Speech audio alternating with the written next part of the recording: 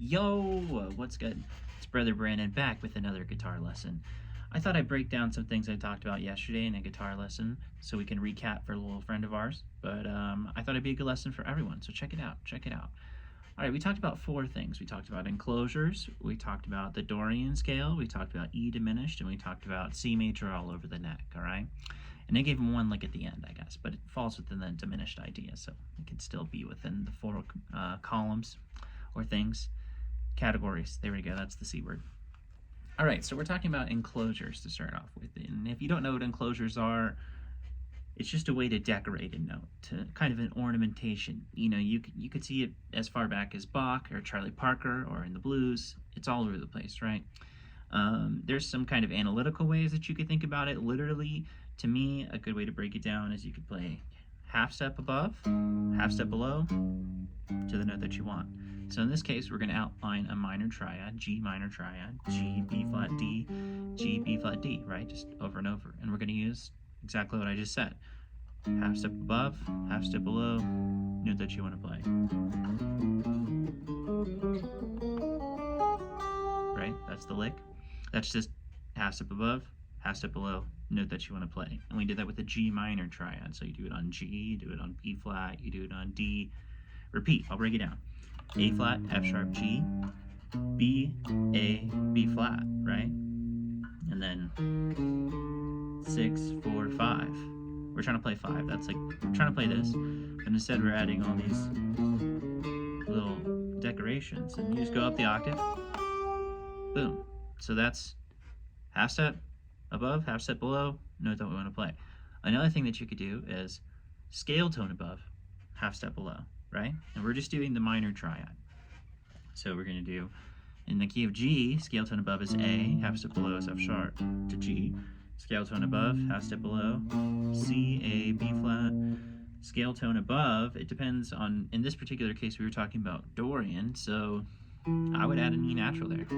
Scale tone above D, in the key of G Dorian would be an E natural. And then it repeats, so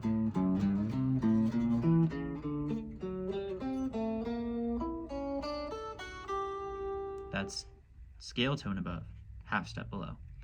Now, you could get really crazy with this, as crazy as you wanted, right? You could do scale tone above, scale tone below, note that you want. You could do 2 scale tones above, half step below, chord tone, right? It could be like as many as you want. You could add 22 variations of the enclosure to the note that you want, just to be ridiculous, just to prove a point, right?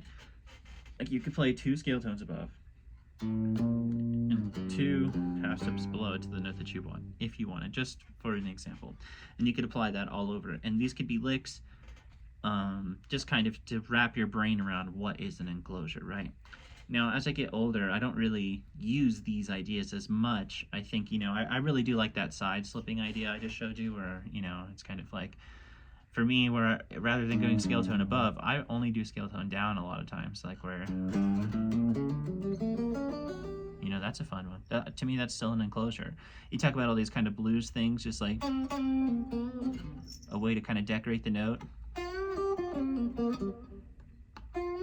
Like kind of bending could be, you know, an ornament or something like that, but it's more of like anywhere you're kind of giving it the wiggle or the sass or something like that.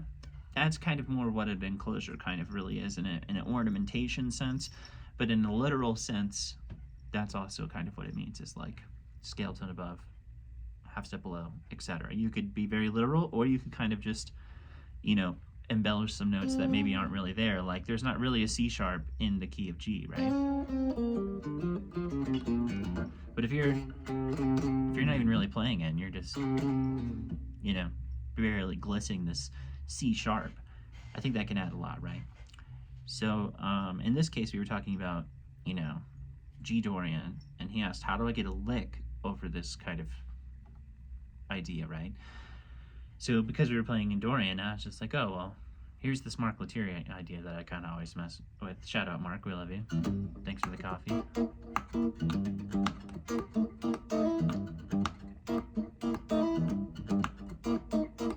Right, so you could be playing something like that, and that's just barring 3 and having 5 on the B string.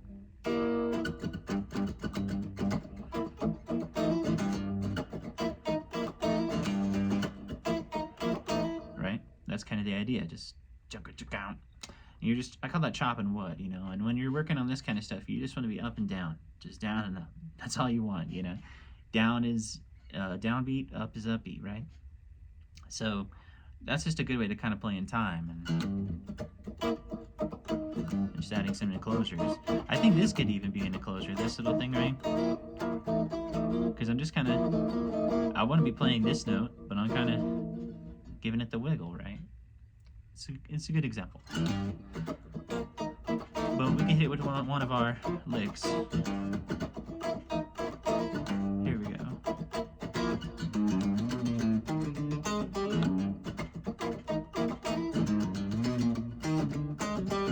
Right?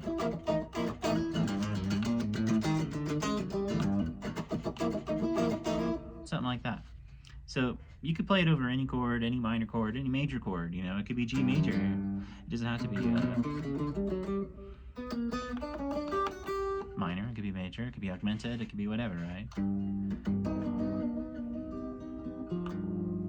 So that's kind of cool. It could be augmented. It could be major. It could be minor. It's whatever. It's really just going around the note that you want to go around, right? That's the idea. Okay, yeah, and we talked about some songs. Alone Together is a really good song that has some kind of enclosures within the melody itself. We talked about Diminished coming up, so like that has a really good example of a minor 2-5, which is like minor 7 flat 5, which is a diminished chord.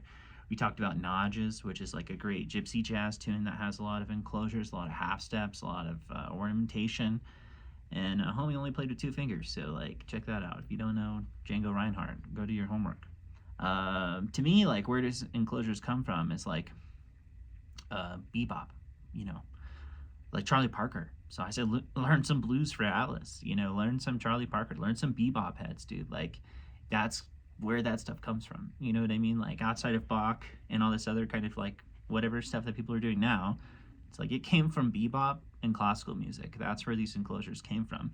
And I think, you know, to lead us to our next point, diminished came from classical music. Like we started talking about diminished chords. And to me, I maybe have a unique view on diminished, or a little bit more elaborate than most people, right? Where we talked about the key of E diminished, just because I think for guitar players, key of E is like an easy thing to think about, right? And we talked about just the triad diminished, and this is more of like a piano chord, I guess, where you would say, what are the notes of E diminished? E, G, B flat, right? That's just the triad, because it's 1, flat 3, flat 5. That's what a diminished is. And then if you want to extend it, there's some other kind of variations, right? You can root, minor 7, right? And then fully diminished is C sharp. So I gotta kind of change my fingering, which is this is a terrible voicing. Like I would never play this voicing. So I would play it like this, because this is a way more guitar-y way to play it, right? So you would say 7, 8, 7 on A, 8 on D, nothing on G. You can play open G, and then 8 on B. And we're really just playing these 3 strings. Now, if you wanted it to be minor 7 flat 5, that's where you would put the 7th on the G. If you wanted it to be fully diminished, that's where you would lower the flat 7 to a double flat 7. And this is more of the Bach-y kind of thing, right? So we have triad, we have minor 7 flat 5, we have fully diminished. And I think another one that's pretty useful is this major 7 diminished. This falls naturally within the harmonic major scale. A couple of places you could kind of mess with it in melodic minor. But yeah, it's like a naturally occurring chord that doesn't happen as much in music. It's really cool, it has a lot of power. So those are the 4 different kinds of diminished. Let's talk, that's just the chord, right? So let's talk about the scale. Like what are the notes? To me, diminished, now there's 2 different kinds of scales, I suppose, but I pretty much only use half whole. I don't use whole half as much, because to me it's just a mode of the half whole, if that makes any sense. So if you know all of your half wholes, then you're just kind of starting on note 1 or note 2 or note 3, and you're just playing diminished. But you'd have to really figure that out for yourself. So here's the notes of E diminished. We go E, F, G natural, G sharp, B flat, B, C sharp, D, E.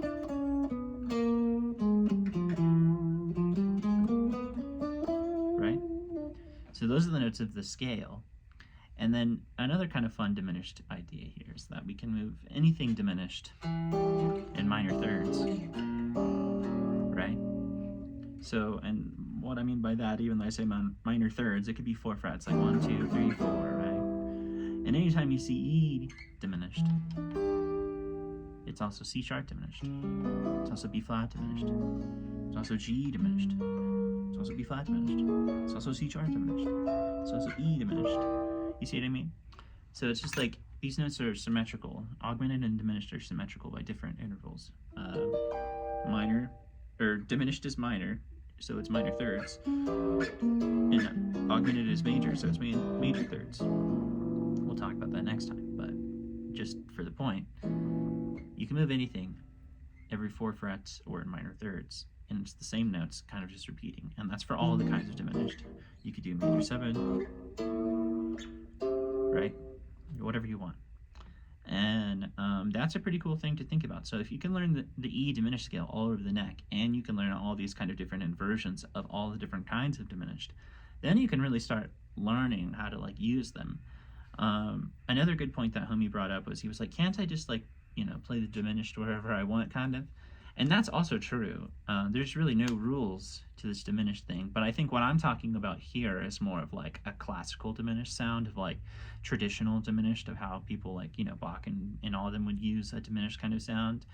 The half whole is like in a Messiaen scale, I guess, so that's even still classical music. But yeah, like I think, you know, if that's like maybe the more traditional sense, what homie was talking about is more of like the modern kind of use of diminished, right?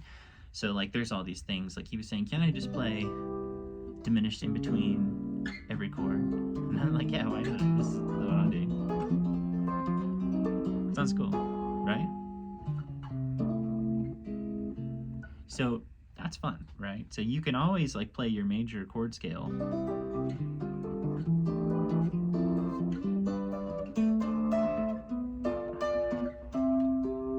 and have diminished in between, right?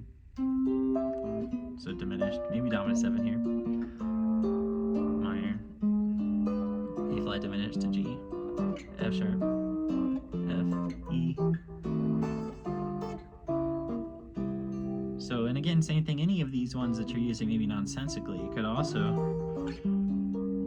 be inverted, right? So think about that. It's like anytime you have a diminished in a nonsensical place, you could still use the brother Brandon trick of just kind of inverting it, right? And just moving it around. So think about that. I'm not sure where I got that from. Probably like Joe Pass or something like that. Shout out Joe Pass if you don't know Joe Pass. Great guitar player. But yeah, so that's kind of maybe a more gospel way. And if you think about, you know, things like the blues, like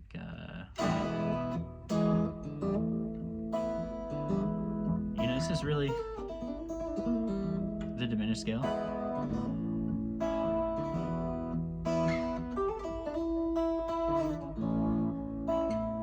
Play some of your triad pairs here. And they always go sharp 4 diminished, you know? This is It Hurts Me Too by Elmore James. You know? So it's just, again, you can move the diminished around. It's within the blues. You could sharp 4 the diminished going to the 1 chord, or it's like, you know, 1 with 5 in the bass. Like you know, that's super nice. There's all these things. I was thinking about this tune Rylan by Julian Lage. Yeah. Does that?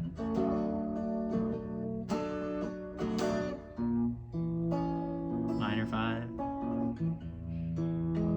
to B flat diminished.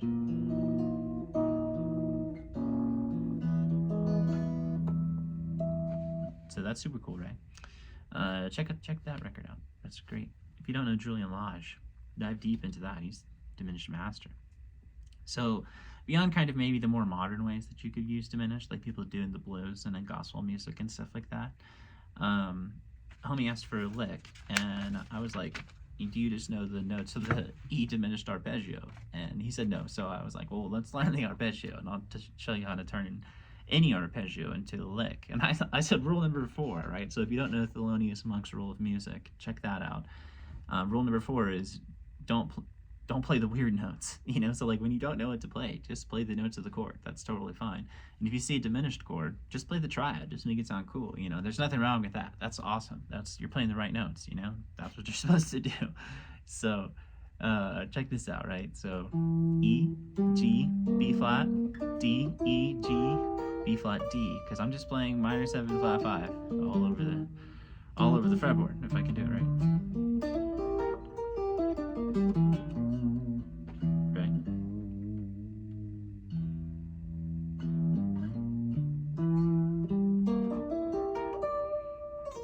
That maybe be like all of the notes you could play.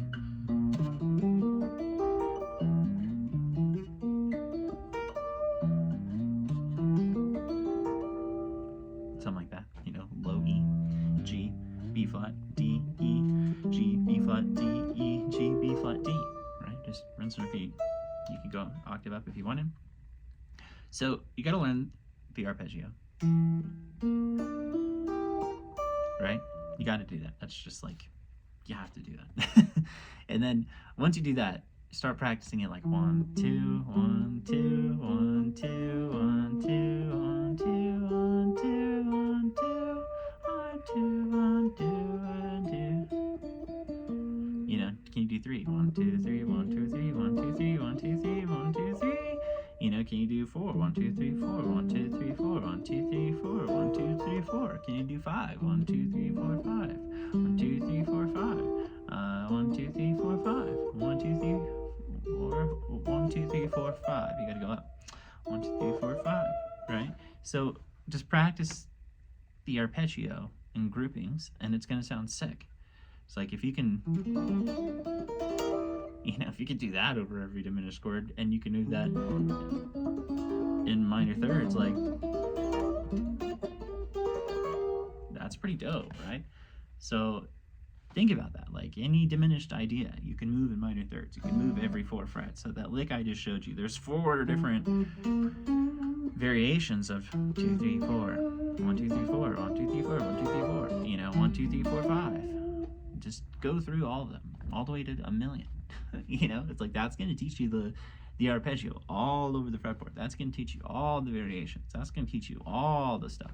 So, you know, can you do it in triplets? Can you do it in 16th notes? Can you do it in 8th notes? Can you do it in quintuplets? Can you do it in, you know, quarter note triplets? Can you do it in, you know, you get my drift? It's like, do all that stuff. So check that out. And then the last thing that we talked about, which is, I really, really stress this point more than anything for anyone. If this feels a little bit over your head, you need to work on this more than anything in this whole video, okay? Where like, if you're like, man, I don't know what the hell he's talking about. Like, you need to go learn the notes of the guitar, dude. That's not a dig. That's just like, there should be no question on like what the notes are. Like if I say, can you play me F on the G string? Can you play me F on the D string? Can you play me F on the A string? Can you play me F on the E string? Can you play me G on the B string? That was a little slow for me. Can you play D on the E string? Can you play A on the D string? You know, it's like, it should be really quick. There should not be a question. I'm just kind of quizzing myself. And it's just like, man, like, so the way to do that is to learn the major scales on every single fret, on every single string, all right? So we're going to play C from the lowest note to the highest note, all right? Get ready.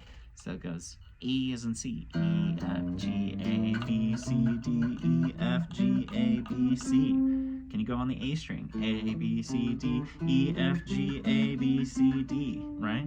Can you do it everywhere? Can you do every single string? Can you do like E Phrygian to E Phrygian in open position, like E, F, G, A, B, C, D, E, F, F, G, A, B, C, D, E. See, I need to work on that. So you have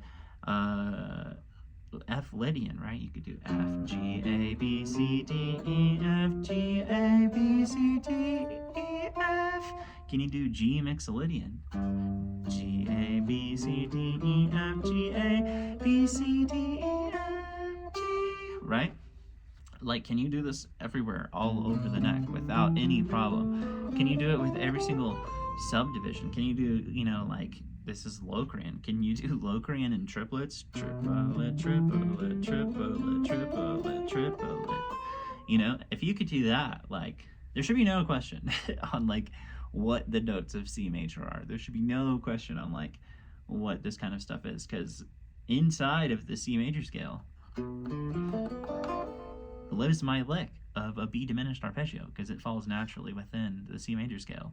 So it sounds like you got to learn the notes of the guitar. If you're struggling with these kind of ideas, if you're struggling with, I don't really know scale tone above or half step below, that's because you don't know the scales.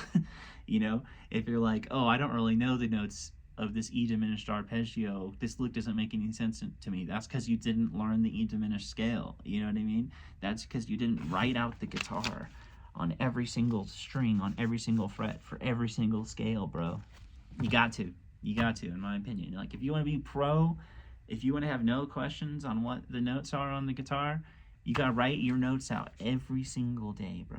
Every day. Like, until there's no question. Because there's no question where B flat on the G string is. You know what I mean? There's no question where B flat on the E string is. There's no question where F on the G is. There's no question where A on the D string is. It's just like, boom, And when you're in the heat of battle and you're on a session, you're on a gig, like, you can't be thinking about that stuff. Like, no thinking allowed. Like, only feel, So, like, you have to study this stuff so much that, like, you don't have to think about it in real life, because it shouldn't be, like, more than, a split second of thinking. Like, you should just know this stuff. So, yeah, that's like a 20-minute, 22-minute practice routine there. And I think that's pretty good for, like, we did recap, enclosures. We did scale tone below, scale tone above, scale tone above, scale tone below, right? Half step above, half step below, whatever you want. We got G Dorian, right? What are the notes of G Dorian? Because somebody in the comments yesterday did not know the notes of G Dorian, and they made themselves look like a fool. G, A, B flat, C, D, E natural, F, G, because we're really playing an F major scale, you guys. Right? So, learn your notes of G Dorian. Got the funk thing. We went through the 4 different kinds of diminished. We went through triad diminished, minor 7 flat 5, fully diminished, major 7 diminished. We talked about how you could move all these shapes in minor thirds, right? We talked about the E diminished scale and how you guys should know this with no question, right? E, F, G, G sharp, B flat, B, C sharp, D, E. I don't really, those aren't the technical right note names, but those are the notes. It gets confusing when you start thinking about it like that, but that's all right. Because I think about it in numbers really more than I think 1, flat 9, flat 3, sharp 4, 5, flat 6, flat 7, 1. That's how I think about it. I don't really think of the notes too much, but I know what they are, and so should you. But yeah, that's kind of the idea there. We talked about our little funk thing. We talked about the 4 different kinds of diminished. We talked about the chords. I showed you the arpeggio.